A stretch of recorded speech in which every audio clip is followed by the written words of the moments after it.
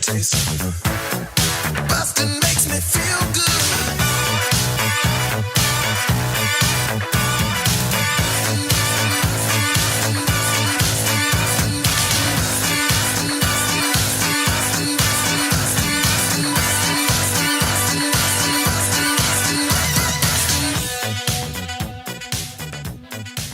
Hi, everybody. Welcome to Blockbusting, the podcast where we love to hate movies. I'm your host, Jay Light. Joining me today, it's Joe Hospodor.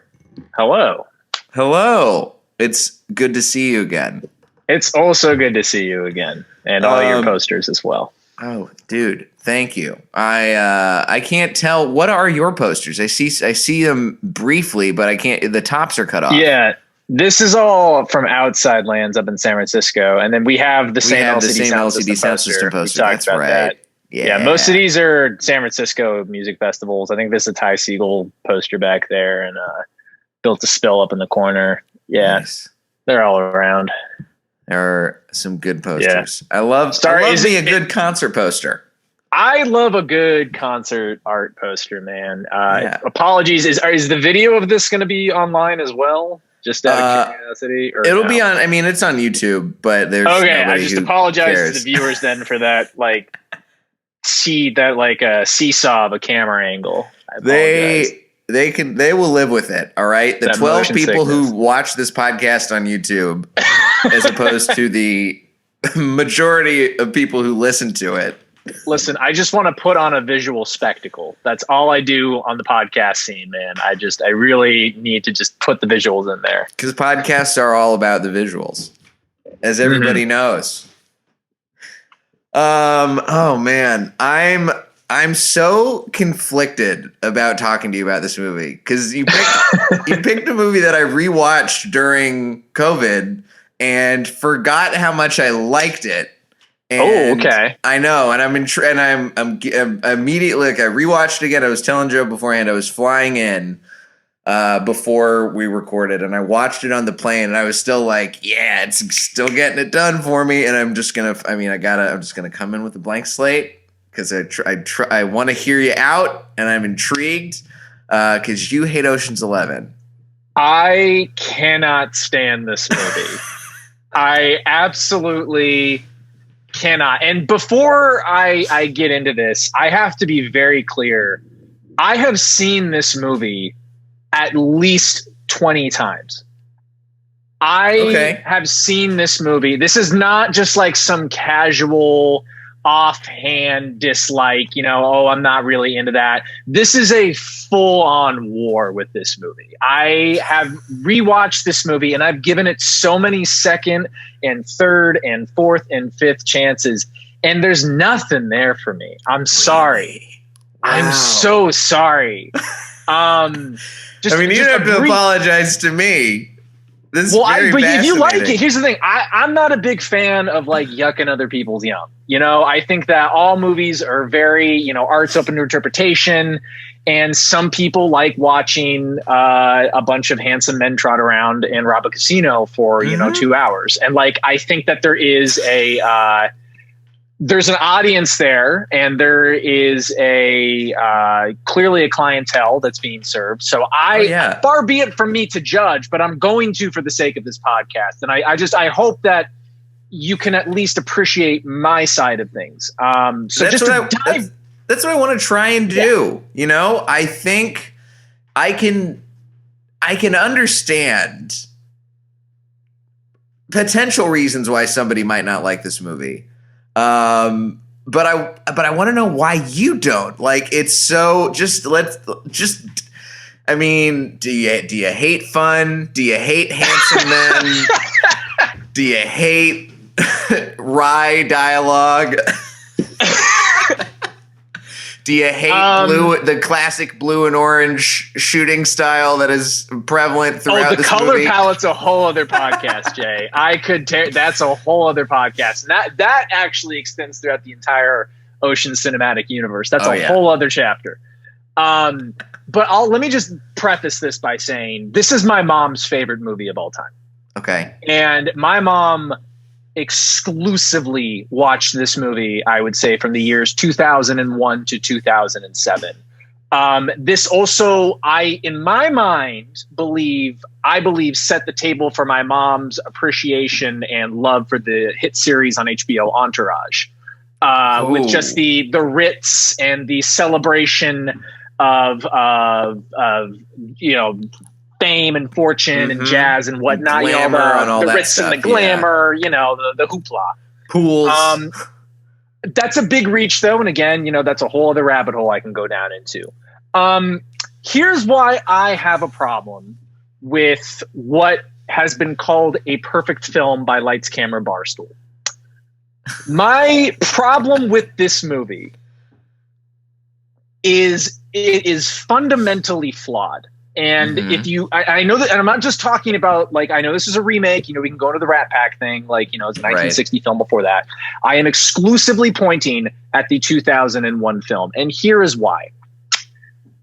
This is a movie that's supposed to be about 11 just elite A-list heist con men coming together to pull off the greatest heist, arguably, of all time in the Las Vegas casino scene.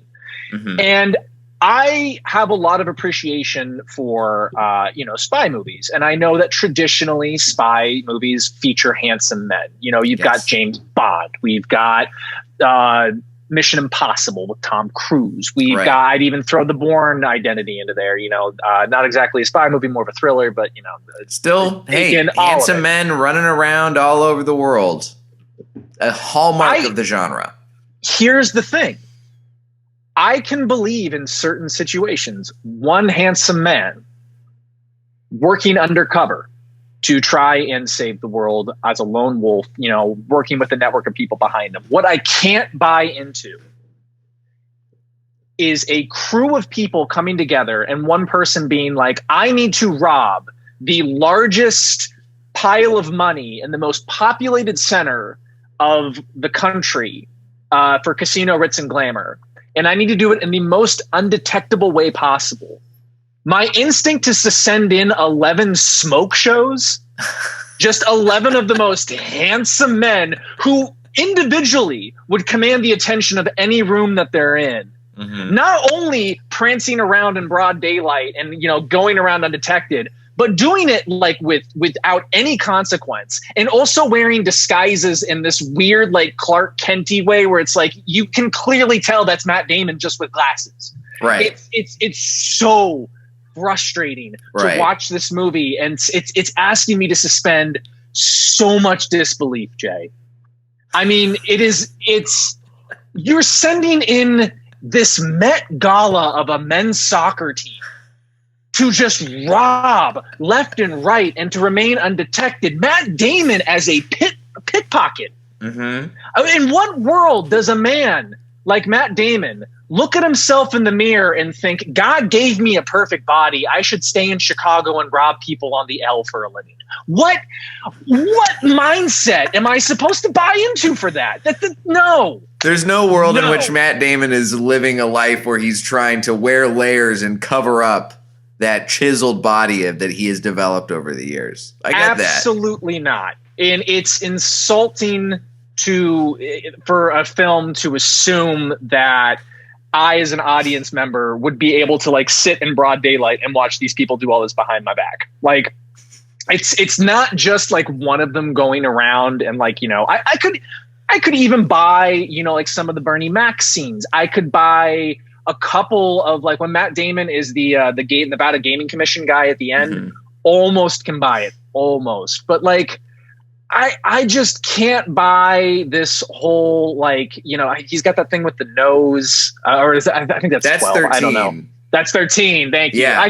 They blend together because they're also bad. Well, 13 is so ridiculous. 13 is takes it to a whole other level of ridiculousness. And I think you're absolutely right.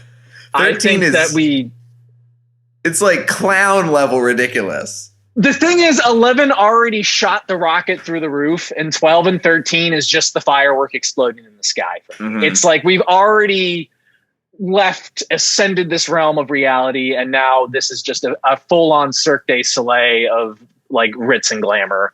Vegas references. It's stuck in your brain.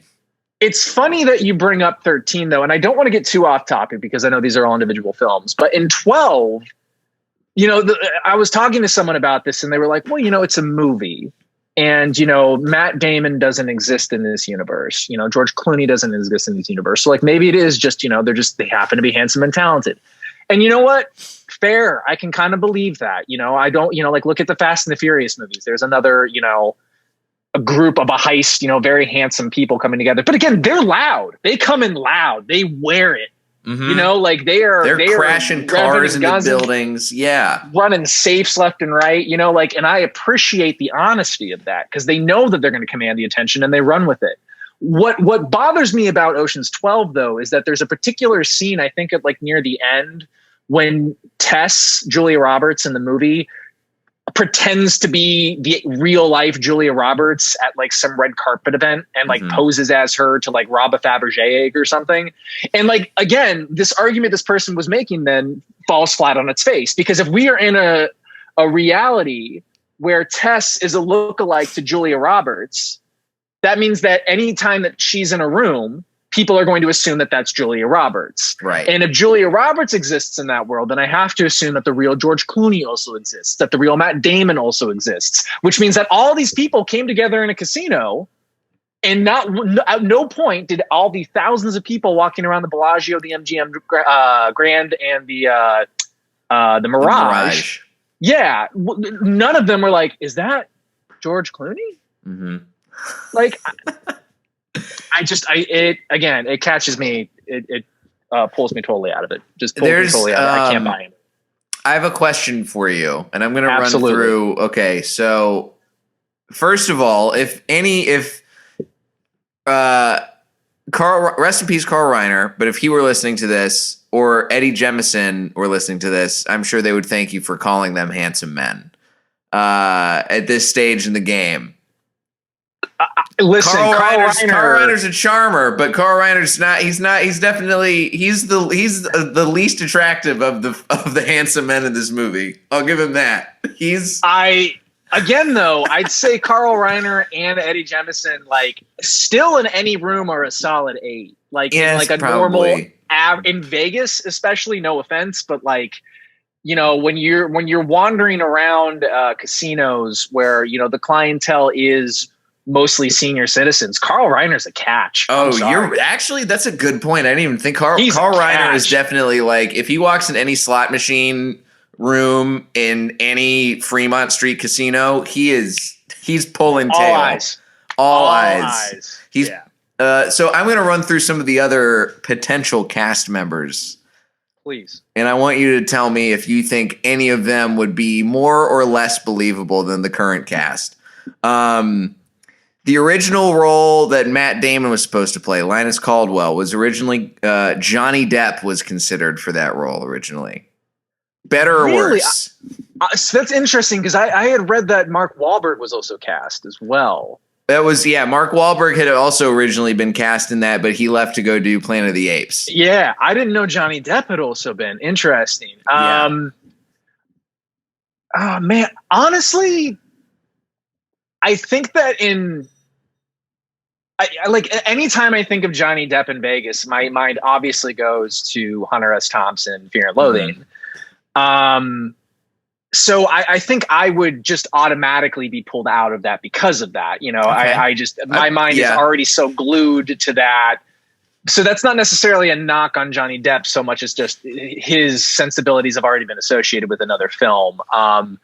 Character-wise, though, I think that he does have a tendency to drop into roles. And this movie is kind of supposed to, in a heist movie where people are supposed to be playing characters, that could have been a fun thing to play with. It might have also been a distraction. I could go either way on that, to be honest. The other interesting casting that I've seen talked about here is for the Malloy twins, which were ultimately played by Casey Affleck and Scott Conn. There's the one, the Wilson twins or brothers, Luke and Owen Wilson, were originally in discussions to play them. And then also Joel and Ethan Coen. Really? They were also considered. Now, what do you think? Do any of those guys potentially leave you in a world that's more believable? Luke and Owen Wilson, no. That's just throwing more handsome gasoline onto the fire. I mean, it's a real pretty fire. Yeah, it's a gorgeous fire. I'm going to stare at that fire all night. I'm going to stare at those embers until they burn out completely. Although now that you mention that, like now, just because like I feel like Luke and Owen Wilson have like so much history starring in like Wes Anderson films. Now I'm just imagining what this film would be like if Wes Anderson had directed it. Could have been more fun. They had to leave the role because they were in the Royal Tenenbaums. Oh, really? Yeah. Oh, interesting. So if they'd stuck around, this would have been Royal Tenenbaums would be very different. But I would also love to see a heist movie directed by Wes Anderson. That would be. I feel like Fantastic Mr. Fox is that movie, but that's animated. Yeah. So like I would love to see. Although he did Bottle Rocket too, didn't he? Wasn't it? And that had Owen Wilson in it. But that's more of like robbery. That's more of a robbery. Yeah, Fantastic Mr. Fox is definitely his Ocean's 11, which also, Fantastic Mr. Fox, a much better movie than Ocean's 11. But who voiced Fantastic Mr. Fox, Jay? George Clooney. Exactly. And you know what? He's a good-looking fox in that movie, too. He is a handsome-ass fox. So I guess, in a way, George Clooney and Owen Wilson did get their heist after all, because they're all in that movie. But what about the Coen brothers? Can they pull it off? That's a really interesting question. I don't know. It's like I associate this cast of, chiseled men as kind of like an all or nothing. It's for me, it's like I look at other heist movies, like I said, Fast and the Furious and maybe like The Italian Job. And, I see a group where, you have maybe one or two handsome people, but then, and no knock on anybody, cause again, beauty is, the eye of the beholder and all that. I'm just like, this movie is clearly very much leaning into physically handsome people. Like this movie is just Andy Garcia, George Clooney, Brad Pitt, Casey Affleck. And that's just the start. So Don Cheadle. Exactly. And like, even with the Cockney accent, still you would put it aside. As far as the Coen brothers go, though, I feel like, again, like, the Coen brothers have experience working with George Clooney. They have experience working these people as directors, but like, I don't know if being on screen with them would really like serve this movie any more than it already has. Because I think at the end of the day, for me, watching this heist movie, it's not the actual heist that bothers me. I like the concept of robbing a casino. I like the idea of, sticking it to the man, getting back at your girlfriend or your girlfriend's new boyfriend. And like, I like, there's a good plot here. It's just the execution and the way it's done versus what I had to suspend in order to believe that plan just doesn't work for me. So even with switching out the cast members, I don't know if fundamentally that would alter it for me, because I think at the end of the day, if George Clooney and Brad Pitt and Casey Affleck and Matt Damon are, pick two and I'm still not really into it. All four, come on. This is fascinating. Because I'm trying to, because I completely understand where you're coming from, but we're just on two different islands where like I am able to, I wouldn't say suspend my disbelief, but I will say that I am able to buy into the stakes of the situation, despite the fact that you have a cast full of just a bunch of panty droppers in there, Like I think there's an element of it that adds to the fun of the movie for me, because I feel like why I like this movie so much, and why I would imagine other people like this movie. I mean, looking at some of the reviews of it, people say Entertainment Weekly put it on the best of the heist scene is on its best of list of the decade. And it's got a 83% on Rotten Tomatoes, generally favorable views, B+ on CinemaScore. I think it's because it's fun, and also you get to watch a bunch of handsome dudes having fun and sticking it to the man in the way that all these dumpy theater goers are never going to be able to do. It's it's like wish fulfillment on a couple levels. Like you get to watch the heist happen, but also you get to watch it and be like, I could be that handsome man doing that heist. But if I wanted to be a quote unquote, using your term, like a dumpy theater goer, like, you know, wanting to watch handsome people, you know, do what they will. Mm-hmm. I like put them in a Marvel movie. Put them in like let me know going into this that the stakes are already gonna be out of this world unbelievable. Like if it's a fantasy film, like I'm not against handsome people in movies.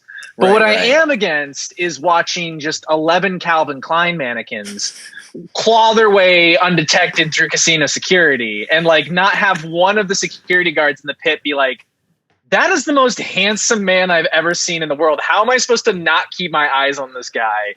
You know, in that scene when Brad Pitt is the doctor and he's given Carl Reiner CPR, the only reason they don't buy that he's actually doing CPR properly is because he's so handsome. You got to know. Again, we all know that. You're making my argument for me now. So come over to my island. I'll give you a boat. You know, we'll schooner you over here. And please join this school of thought. It's such a fun time, though. I enjoy so much about this movie from a I guess I don't know, like it's you can see, the craft of the movie is good, but it's not like, you know, I don't know, it's just like it resonates, you know, like I don't know why it resonated with me, but it just made me feel like I was having a good time. And I think that might be, I have a question for you. If they did Ocean's 11, but with only character actors, would you buy into that reality? Like you get Patton Oswalt, Brian Dennehy, I mean, the ringer you'll have Bill Murray as your lead or something like that, right? But if it's only character actors playing these roles, can you buy into it?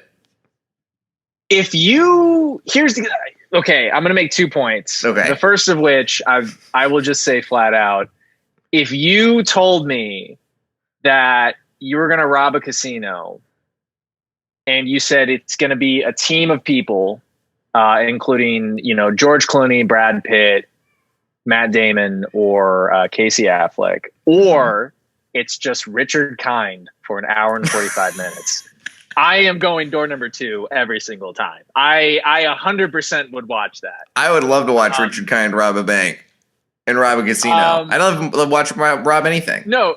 Rob anything. Yeah, please do the Dark Knight scene at the beginning. It's just Richard Kind in the mask. Please. But here's the thing. I feel like we've actually explored this rabbit hole before, because I feel like they've done so many like knockoff films of like robbing casinos after Ocean's 11 with character actors because of the school of thought. There's like that Morgan Freeman movie with where they like rob a casino that came out a few years ago. I forget the name of it. I'm thinking of the one that I can immediately think of, like the old person Hangover knockoffs that came out. Maybe that's what it was. Las Vegas or whatever. Yeah. That's a Hangover. Or was it? Oh no! I was thinking of Going in Style, but I got both of those confused. Going in Style. I've never even heard of that. Michael Caine and Alan Arkin. Going in Style. I just combined those two movies in my head. I thought they were the same thing. But I think that like that one's about like three old people that have to like plan a robbery somewhere because like they lose their social security or something. But Morgan Freeman is in that movie. Yeah. Morgan Freeman, Michael Caine, Alan Arkin. But it's also that's a remake of a 79 movie. That maybe did that come out after? Oh God. Did that come out after? Did this movie come out after the original Ocean's 11? Hold on. The original Ocean's 11 was 1960. Yeah, so this would be after. Oh boy. Okay. We got ourselves to a lot of parallels going on right now.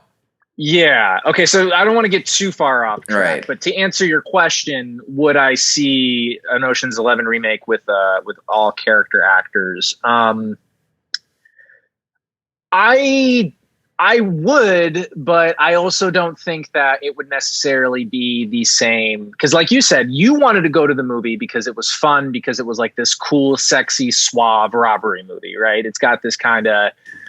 I guess, I would Casino say Royale vibe, or the first time I went to the movie, it's because my church youth group decided to go to this because we couldn't get into okay, we gotta unpack that. Okay.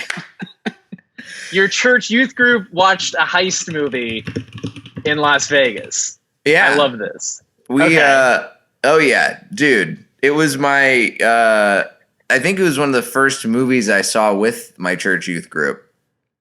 And it was a fun time. Commandments, they specifically say thou shalt not steal unless you are George Clooney, Matt Damon, robbing a casino in Vegas. Yeah. Yes. Of course. And we got to see the visual representation of that famous Bible story. Of course. Yeah. Mel Gibson. The 10 Commandments, right? And then Ocean's 11 is right after that in Exodus. The Book of Clooney is my favorite Bible book. Oh, it's great. I think it really it puts all the other the other Gnostic Gospels to shame. That's the one that people really should put in the new Soderbergh version. But yeah, man, dude, I saw it. But that's the thing is, like, I saw it and I remember liking it as an 11-year-old. And then I saw it. I think the only other time I saw it since then was during COVID, like when I rewatched it, and I was 20-year gap. Okay, so it was a huge gap, and I didn't remember the movie that much as far as like the specifics. Like I remembered, they rob a casino. George Clooney, Brad Pitt, all the other, it's the biggest names at the time all together in one movie. They say fuck a couple times. That sticks with you when you're an 11-year-old. And then I watched it again and I was just like, it was just fun. And I can't, like, that's the thing is I can't, and I usually sometimes I will say fun is almost like it's a fun, bad movie. But this is not a fun, bad movie. This is like a good, fun movie. Okay, I'm glad that you brought up the dialogue, though, because I do think that that's another thing I can venture down to very quickly, which is... Hit me. Again, this movie is just assuming the audience is going to buy into so much. And, like, everything falls into place so succinctly and so perfectly. Like, these guys just get break after break after break after break after break, man. Like, just from the phones being in the right place at the right time to like barely missing the camera things to, wandering down a wrong hallway because they, lost the message on their pen and then just having like happen to run into a nice security guard. They happen to, like, George Clooney knows that bouncer at the end that's beating him up. Like, right. Everything just falls into place so perfectly. And you know what? To your point, because it's a fun movie, I could see why someone could be like, suspend that belief just for a good time. But what bothers me more than that is like the kind of suave one-liners that they throw in, and like, they're always like getting each other's goat. I'm like, you guys are literally should be the most stressed out, like just conniving, just like, I want to see fear out of all of you guys. And like, to be fair, I do think that they do a really good job with certain cast members. Why did I just forget his name? Well, Eddie Jemison, I think, comes to mind. Thank you, Eddie Jemison. Yeah, because he does a great job of playing the tension. He's sweating a lot. Carl Reiner, too. Giving him is literally, you give a character ulcers whenever they get nervous. And of course, they're going to be able to react off of that and play off of that in the moment a ton of times whenever it matters. But the thing that bothers me more, though, than like the fact that they put in all those two characters, it's not that they don't represent it. It's that it's so imbalanced compared to the other members of the heist. And remember, they're splitting this 11 ways. But what I really see is like 3 people planning a really good heist, 2 people who just seem to have cool toys and like can just hit a button when they need to. And then like Matt Damon lifts one folder, and then George Clooney just wanders around a casino and mopes about his ex-girlfriend, and they all get equal shares. Like, the workload is not balanced here. I don't want to be HR for a heist group in Vegas, but like, I would assume some complaints would come in through my office if I were. There probably would be a lot of complaints, but also, hey, maybe some of these guys are smooth enough that they don't get a whole lot of complaints to HR. But there's a difference between being smooth and just having it handed to you on a silver platter. Like when I love the elaborateness of heists and I love 007 movies, but like at least those guys get the shit kicked out of them, like they have to fight for it a little bit. Like I don't see enough of a struggle for like George Clooney and Matt Damon. It comes across as like they seem entitled to that. I hear you. I think I totally see your point. I think I cannot say that is an incorrect viewing of the film, right? Like I 100% get it, but also I still like you, though your argument is sound, and my cat is complaining about how much you are slandering her favorite actor, George Clooney, right now. I'm sorry.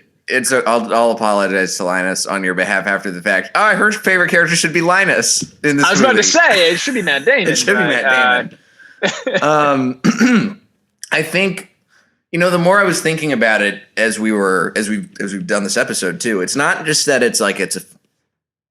that I feel like I'm having fun watching it, but it's that I feel cool. I like watching cool people pull something off. And I think that also like it feels so dumb to say that. I recognize how dumb I sound by being like, I love watching cool people do cool stuff, man. But but I can't, it's just that like the switch has been flipped and I don't know, like it's rusted in the on position. And I can't, despite your very valid points, I can't unflip that switch.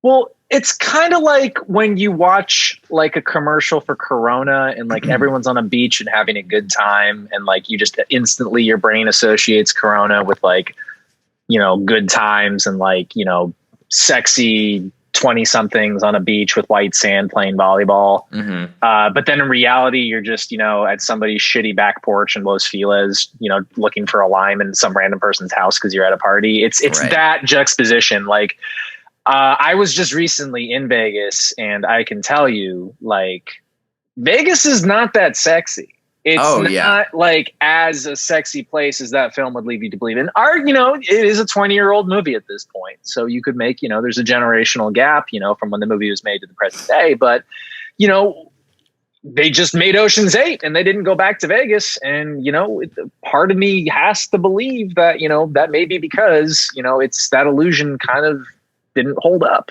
And by that, it's Vegas is it's very noisy and there's a lot of people there. And again, for me, that's not to complain about it because I think people go to the party. My point is, it is already a place that has a lot of attention and noise going on, and to pull off something like this with undetected, with all that considered, just again, very hard for me to believe. Very, right. And maybe you're right. Maybe I'm just a realist, man. Maybe that you're right. Maybe I need to learn how to have more fun watching movies. Maybe I need to, just, get this stick up out of my ass and, go play some slots and have a good time. But well, you know what? But Joe, because you got to put yourself in those, because I'll say this, you're a handsome man. You can put yourself in George Clooney's shoes and pretend that you're the guy going off on the heist. I don't think that I'm George Clooney handsome, but Jay, I think you are George Clooney handsome. I don't think I'm George Clooney handsome, but I'll put myself in those shoes. If you're gonna rob a casino, call me. I will. And I will at least, even if I'm not a part of it, I will at least point you in the right direction to try and help you do it in a way that's, safe and effective. Will you let me stay at your house while you're wearing a robe? Can we make that happen at least? You know what? Yeah, and I'll, just put that little thing on your door. I can change the towels once a day. Just let me know, unless you put that little thing up on your door. We'll make it happen. Cool. I'm going to show up with 10 of my most attractive friends, and we're going to... No, you've learned nothing. You learned nothing. I didn't expect to learn anything doing this podcast, and the prophecy has been fulfilled as far as I'm concerned. You know what? And to hear somebody who isn't my mother talk about why they like this film, I think was very eye-opening for me. Because remember, a lot of my viewing and appreciation for fans of this movie goes directly through my mother, just because, again, this is her favorite movie. And if my mom's listening, disown me. I know this is your favorite movie, but I'm not going to change my mind. That's fine. I'm sorry. I think the more disparate your own taste in art is from your mom's is very good. Speaking as somebody who, my mom has no idea. She has never seen my favorite movie, which is There Will Be Blood, and I doubt she ever will. Oh, I like that movie too. Yeah, it's a good movie. And here's the thing: Daniel Day-Lewis, very handsome man, and all these people, George Clooney, Brad Pitt, Matt Damon, they've played character-y people in other films. We've got Oh Brother, Where Art Thou? Once Upon a Time in Hollywood, Matt Damon, The Informant. I believe it in certain films if that's the expectation going in, but again, not for them. Not all of them at once. And hey, even Matt Damon being character-y in Ocean's 13 absolutely did not work. No. 100% did not work. So maybe it's I don't know, maybe it's a Soderbergh thing. Maybe old Steven Soderbergh's got to just let people be pretty and go the rest from there. I mean, I watched what was this movie? Let Them All Talk that just came out on HBO a little while ago with Meryl Streep on a cruise ship. Oh, I saw a thing for that. Yeah. And it's not as fun as Ocean's 11 by any means. Totally different kind of movie. But I enjoyed myself watching it. And I was like, hey, Steven Soderbergh's just going to let Meryl Streep be a goofy, drunk Meryl Streep on a cruise ship a little bit. And I'm okay with that. Yeah. And listen, Meryl Streep, again, very versatile actor, got a lot of range. Let her play with it. Put her on a cruise ship. And she was in Mamma Mia, for God's sake. She practically owns the sea at this point. I love her in Mamma Mia. She's fantastic in Mamma Mia. Oh, my God. Anyway, Joe, this has been a pleasure. This has been great. Thank you. I'm so happy that you made me have a good reason to watch Ocean's 11 again, because now I'm gonna dream of casino heists and all of the things that are never going to happen in Vegas ever in my lifetime, but I can dream about it. I would just dream with, instead of 10s, just do like some 6s. Unless you're going to rob like a Hugo Boss store and you need to replace 11 mannequins very quickly. Just keep the expectations average. You want to be undetected. Yeah, I don't want it to look like a cologne ad. I want it to look like a Burger King ad. Well, does he make it a Target ad? Those go in and out, man. I don't remember the last Target ad I saw. All right. You know what? That's a good. I'm gonna take a look at the next JCPenney circular I see, and that's gonna be my cast list for the new Ocean's movie, where they decide to rob the Macy's because you got to get a better department store. Joe, if the listeners want to find your work and argue with you about Ocean's 11, where can they do that? They can do that on Twitter at Joe Hospodor or on Instagram at Schmo Hospital, SCHMOEHOSPITAL. And by the way, to the listeners, if you are a fan, and I'll say this, not even a fan of The Sopranos, but if you enjoy it and if you enjoy funny things, or ASMR or both. Joe put together one of the funniest things I have seen this year, which is a supercut of all of the people getting their backs patted in The Sopranos, and that is available. It's still on your Instagram, right? It's on my Twitter. Yeah, I think it's Perfect. still my pinned tweet. Thank you. It's my magnum opus of COVID. Thank you. It's fantastic. Quarantine. It's truly. I sat there for both times that I watched it. It's just stunned and astounded and just really, it's a whole journey. It really takes you to a place. So go check that out. You can find me at Diet J on Twitter and Instagram, jlightcomedy.com for all the other stuff that I do. If you like the show, consider telling a friend or subscribing to the Patreon, where you get bonus episodes starting this week, every week, and other content that we're going to be throwing up soon. Joe, thank you again. Thank you so much for having me, Jay. This is great. Happy to have you. This has been Blockbusting. Go see something good for a change. Not Ocean's 11. Hey now.